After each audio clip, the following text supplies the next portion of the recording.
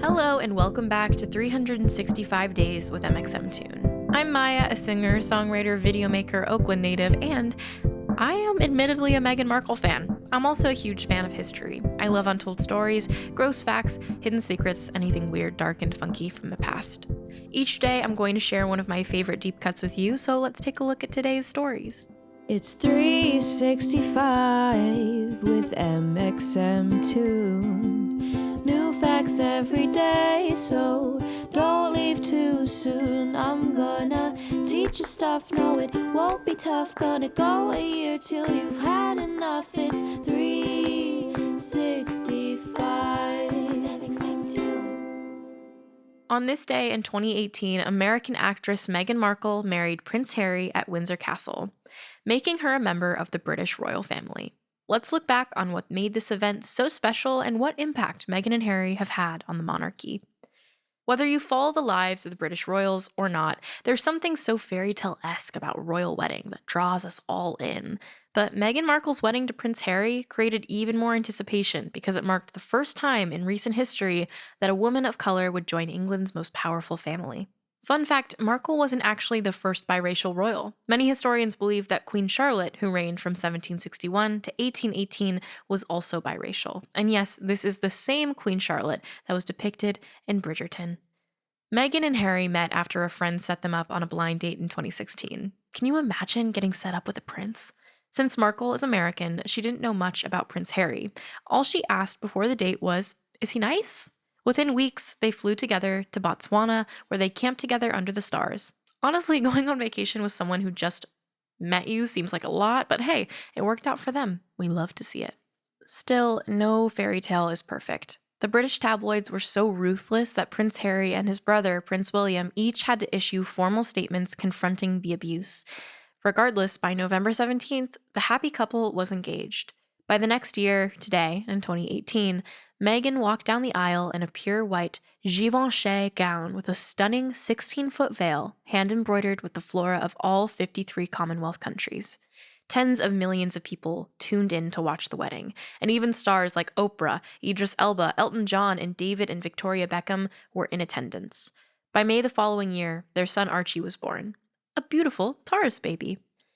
As an American, Black biracial woman, Meghan was targeted and scrutinized endlessly by the British press. She struggled to adapt to the demands and limitations of royal life, especially as a woman who had ambitious, professional pursuits outside of her royal duties. In early 2020, things started veering off into a different track for the Duke and Duchess of Sussex. The pair made the difficult decision to step back from the royal roles. And by 2021, Buckingham Palace made a statement confirming that they wouldn't be returning as working members of the family, meaning that they wouldn't represent the royals in an official capacity. The fact of the matter is that the trappings of a royal life can be lethal. Prince Harry's own mother, Princess Diana, was killed at age 36 in a car accident. The paparazzi were chasing her, causing the vehicle to crash in a tunnel in Paris. What if his wife suffered a similar fate? So when Meghan and Harry stepped down from their roles, they moved to Santa Barbara, California, where they could live a more peaceful, down-to-earth life. Since then, they started their nonprofit organization, Archewell, but most notably, they filmed a television interview with Oprah about why they left the royal family. In the interview with Oprah, Markle revealed that while she was pregnant with Archie, she experienced severe depression and suicidal thoughts.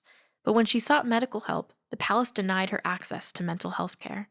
The couple also revealed that their son Archie wasn't given the title of prince. That means that he wouldn't be eligible for the same security that other members of the royal family receive. And given the amount of harassment Meghan and Harry face on a regular basis, this news must have been terrifying, especially for new parents. Finally, the Oprah interview confirmed what so many had speculated about. Was the couple's departure from the royal family influenced by racism? Markle told Oprah that yes, she did experience racism in the royal family. The interview will go down in history for bringing well-deserved scrutiny to the carefully maintained institution of the British monarchy. But it's also particularly meaningful when public figures like Meghan Markle are open about their experiences with mental health issues. Depression is more common than we think, and the more we can talk about it, the more normalized the experience becomes, and the less alone we all might feel. Unlike Meghan, no one should be denied access to mental health care. If you need someone to talk to, you can call the National Suicide Prevention Lifeline at 800-273 8255. Now let's talk about music. Today, in 2009, the first episode of Glee aired. The show follows a ragtag high school glee club through their struggles and triumphs, digging into topics that weren't often talked about on primetime television. Teen pregnancy, homophobia, disordered eating, gender identity, and more. But maybe the most memorable part of Glee was the music. With vocalists like Leah Michele, Chris Colfer, and Amber Riley in the cast, how could it not be?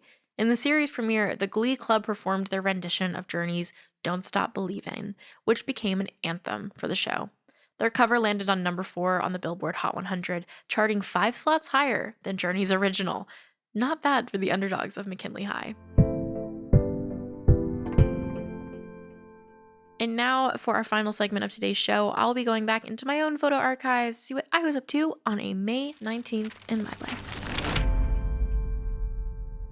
On May 19th, 2019, I got a message from someone on Instagram that took a screenshot of somebody catfishing as me.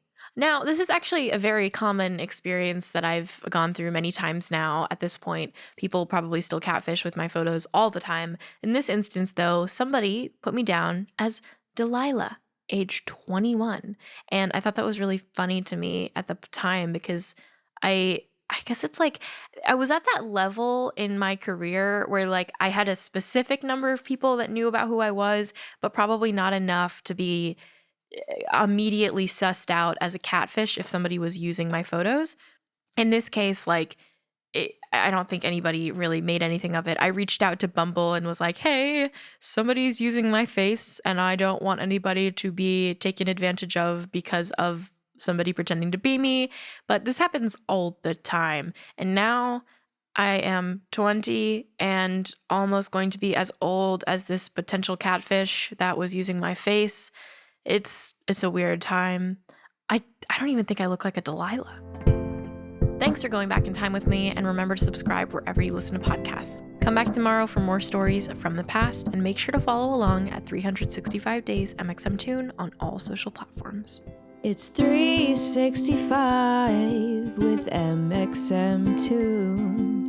New facts every day, so don't leave too soon. I'm gonna teach you stuff, no it won't be tough. Gonna go a year till you've had enough. It's 365